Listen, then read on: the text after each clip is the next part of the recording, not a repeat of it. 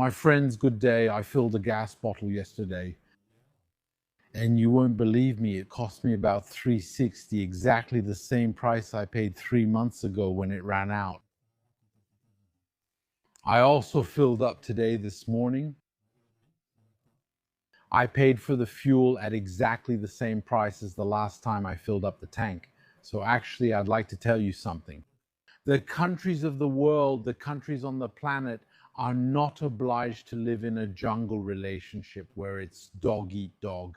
I watch the news, I see there's a problem, I go there, I enter a new price to make life miserable for my fellow citizens. Because my fellow citizen, in reality, he doesn't have any fellow citizens. We only have one relationship, and that's a relationship of money. We only have one freedom, and that's free trade.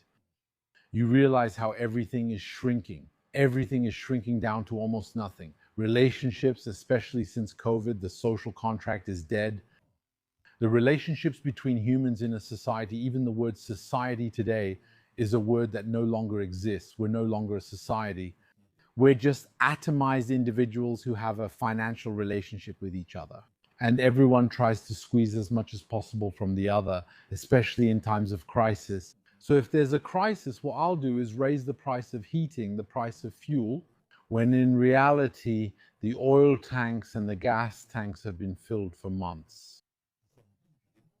When you go to a highway in the Paris region or elsewhere, why are they selling diesel today at 250 euros? Iran, I get it, the war, the Middle East, all that. But why this fuel that's in the tanks? It's been there for months. Why are they going to raise the price of a product that's already been there for a long time? It doesn't make any sense. It's predatory. So what we're in a society today, that's what the system wants to reduce us to. It wants to animalize us. It wants us to become beasts. That's it, cattle. That is, when you look at the difference, one of the noble qualities of humans is that they are capable of forming a conscience, a social conscience, a sense of brotherhood, a conscience that makes us hold each other's hands. And we try to get through together when there are difficulties and crises. But what is happening today is that in reality, and especially through the forces of money, well, as soon as there is the slightest crisis, it is amplified, it comes out of the television. You see it on TV, and the next day you feel it in your wallet. The next day, already millions of people have to make a choice. Do I buy fuel or do I replace my son's shoes? Do I buy a gas bottle or do I buy food today? You see, that's the problem. And that, I'm telling you, that's not a choice. That's not a normal choice, even if it's socially accepted. It means that money seems to carry its own justification. Money itself carries its own justification, so that when you look at France, at the United Kingdom, we've sold everything. We live in countries that are literally becoming paper countries. Sometimes people are criticized, a certain far right criticizes people for being French on paper or British on paper. But how can you blame someone for being paper when the country itself has become paper, when the country itself doesn't exist? Everything has been sold abroad. Everything exists only on paper, and even that is gone. Back then was a beautiful time. We had registers, pens, and beautiful handwriting. Today, everything is in computers, everything is digitalized, and then transferred in the form of greenbacks to other places, to Panama, to the United States, to Australia, to investment funds. It's speculative. It circulates while you sleep, and then they say, yes, there's no more conscience. The social contract, the national contract, the nation itself is being pulled out from under our feet like a rug. When they take it away from us, we fall. So, as I was saying, relationships between humans are being reduced to money relationships. And our freedoms, what about our freedoms? Well, our freedoms are also being reduced, and we regularly lose all the freedoms that were gained through centuries, generations of struggle. And then they end up being reduced to just one freedom, which is completely without limits, without restriction. And even then, the freedom of free trade, which we call free trade, the right to trade, the right to exchange money, the right to pay and to get paid, and then to sell a service, and then to sell a product, and then to crush the other through economic means. Do you realize the kind of choices we're making? We're just one volcano, one natural disaster away from devouring each other at this rate. I mean, and what I'm telling you now, it was inspired by the gas bottle. I think we really need to think together about a new way of seeing the world, of seeing life, to reflect on our relationship with others. It can't go on like this. Even the smallest problem gets worse. You know, there's no reason why the gas bottle shouldn't produce gas in this country. It's imported. It costs €3.60 here, while it costs €80 in London. Why does it cost €80 in London? Because the states, the European states, decided that we're going to take a vow of poverty, that Europeans should take a vow of poverty. We have to ruin them, but of course not ruin the elites. The elites are more in a mindset of capture, of appropriation, a mindset of extraction. That might even be the best word. We're going to stop extracting, for example, oil from the earth. We're going to stop extracting gas. In the United Kingdom, they've even blown up gas wells so that even if tomorrow there's a crisis, even a vital one, well, we can't go back. In Germany, they've blown up nuclear power plants. In Belgium, too, they're destroying, blowing up, vandalizing to make sure there's no way to go back. That means not only are we creating crises, but we're also making the solutions to those crises even more complicated.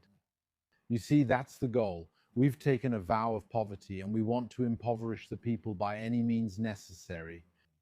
The state on one side, the forces of money on the other, hand in hand. The state has never been neutral about this. The state has never been neutral. The state has always worked as an instrument serving the forces of money, always serving the forces of domination, and it's used against you. The state does not work in your interest. You need to be absolutely clear about that. By the way, you can clearly see that we say they when we talk about the state. We say they decided. There's no more us. The state no longer decides or represents the will of the nation. It no longer represents the will of the people. It's no longer a people who have a will, and that will is embodied by a state that simply follows it. No, today the state is autonomous. When you live in Western countries, there's a very interesting marker to observe. Once you see it, you can't unsee it. We have autonomous states, the autonomous state. If, for example, I talk about the French state, it should rather be called the autonomous French state, the autonomous British state. Autonomous in the sense that it has become independent from the population. Now it crushes the population. It does whatever it wants with them. It uses coercion, blackmail, and lies. All means are justified. Violence, they do it. Yes, the state has legitimate violence. Well, today, these are the forces of money. These are the forces the state works for. They have legitimate violence, social violence, and economic violence. They use it and abuse it against the population. That's what happens when there's no revolution for a long time. You see, look, I'll give you an example. The Romanians, their revolution dates back to the 90s. Do you remember Ceausescu, his fall? Well, recently, 2 years ago, not even a year and a half ago, their presidential election was stolen. The winner was arrested. They declared that he was a puppet of Russia. And then finally, 2 or 3 days ago, they said, well, actually, no, he did nothing wrong. But, well, it doesn't matter. People are forced to vote. Look at the French, look at all of that. But what I'm trying to tell you is, you see, from the 1990s to 2024, 30 years have passed, and the Romanian revolution is absolutely worthless. The Romanians have lost as a people all power in 30 years. So imagine the poor French. Their last revolution was in the 1700s. Look at the Americans, same thing. Their last revolution was also in the 1700s. I mean, you make a revolution and it doesn't even last 10 years. Revolution is permanent. It's every day, it's daily. A revolution that isn't permanent isn't really a revolution. And actually, that's why in all these countries, if you look, there's a kind of fetishism about revolution. And who do you think orchestrates this fetishism? It's orchestrated by the state. What a coincidence. That means the state, starting from elementary school, which sometimes is even named after a great revolutionary or an important date from the revolution, is doing this. Well, it feeds them with this intellectual or ideological nourishment, which gives them the impression that the revolution is still alive. In reality, it's just a skeleton. It's simply like the pharaohs, it's dead, it's pyramids, it's nothing at all, it's worse than a museum.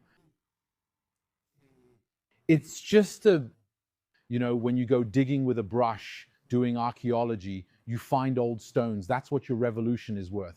That's what your big names and big dates are worth. They're worth absolutely nothing. And that's why they feed you with that, because they know they're going to let you think you're in control. But actually, you don't control anything anymore. In fact, I'll go even further. I'm going to go because, I'm more radical than I let on. France, look, there are plenty of French people who follow me. I want to tell you something, and I take no pleasure in doing this, but I want to wake you up to it. You know that France is not your country. And I'll say, maybe you know it vaguely, but sorry, I have to tell you today. It's the same for the British. It wasn't taken from you. You never had it. The state owns it, and the state is controlled by money. So you actually own nothing. It's not your country at all. They decide for you. They do whatever they want in their country. There are plenty of people who say, look, they made this law, they made that deduction, it's not logical, it doesn't make any sense. No, it doesn't have to be logical. It's their home. The state is in its own home, but you're not. You'll be at home when you become the nation, which requires a revolution, not one from the 1700s. You're not going to tell me there was a revolution during the construction of the Pyramid of Khufu. Give me a revolution here right now. See what I mean? Otherwise, it makes no sense and you're not at home. And in reality, since they are the masters, since the state owns France, there is an autonomous French state, but there is no French people. There is an autonomous state, but there is no British people, de facto. I'm not saying there aren't millions of people who identify as French or British, yes, but your identification doesn't lead anywhere. You can identify as a tree if you want. That won't change reality. You can identify as a French person. Yes, of course, that's not a problem. But in reality, what will that do? In reality, it won't do anything at all. You control nothing, and you know it. You see it every day. When they make decisions, you say yes, but it doesn't make any sense. It doesn't need to make sense. They are the ones in charge. Don't try to give your opinion. It needs to make sense to them. And sometimes, let me tell you something. Maybe I'll end on this. Otherwise, I'll say even more radical things. Let me tell you something. Sometimes the measures they take have no other purpose than to humiliate, just to assert their control and humiliate. So it's true that some of these measures are there to serve the real owners of the country, those who really own the country, those who really have the power, the one who votes, the one who is there paying taxes, going to work, all that. We had the impression that he's at home because he paid taxes. It's like someone who keeps sending money, tips nonstop to a girl online that he's never met, thinking that she's single. She uses his money for vacations with her boyfriend, and he thinks she's his girlfriend because he sent her money. I mean, today I can make transfers to the Chinese government. I can go find the Chinese government's IBAN. I start making transfers to them. That won't make me Chinese. I won't become part of the Chinese people. Paying a state, being subjected to ransom by a state, subjected to extraction by a state, subjected to daily humiliation by a state, won't make you a citizen. I'm sorry. It doesn't work. Again, with all due respect to the fact that you identify as a citizen, you identify as French or British or Belgian or something else. I mean, that's your life. That's in your head. That's psychology. Everyone sees things their own way. But in fact, in the tangible reality of everyday life, in economic reality, in social reality, you can clearly see that you are a foreigner. You are a foreigner in this country that you have taken as your own. It is managed by interests higher than yours that don't even ask you, that don't even need your opinion, that do things every day that go against your views. But nobody asks you. It's not your place. It's like, I don't know, your neighbors, they change the paint, they change the color of their living room, they're going to paint it red. You can say it's not logical. You can say, I don't like red, but it's their place. They didn't ask for your opinion. You see, it's their living room, it's their place. Well, it's the same thing. You see, I'm giving you a logic that lets you answer every time you say, that makes no sense. Why did they do that? Why shouldn't they? We don't agree. Let me tell you something. It's simple. They're in their own place and they do what they want. The country is their private property. They do as they please. It doesn't have to suit you. It doesn't have to be in your interest. Even just for a whim, they'll do it. End of story, and so on. That's it. My friends, sorry again for anything I may have stirred up with these words, but I think times are getting tougher. We need to drop the formalities to get a little closer. We need to start saying things the way they should be said. So this was a video following the purchase of a gas bottle. And then I'm going to fill up on fuel once again. Then see what video it inspires me to make. See you very soon.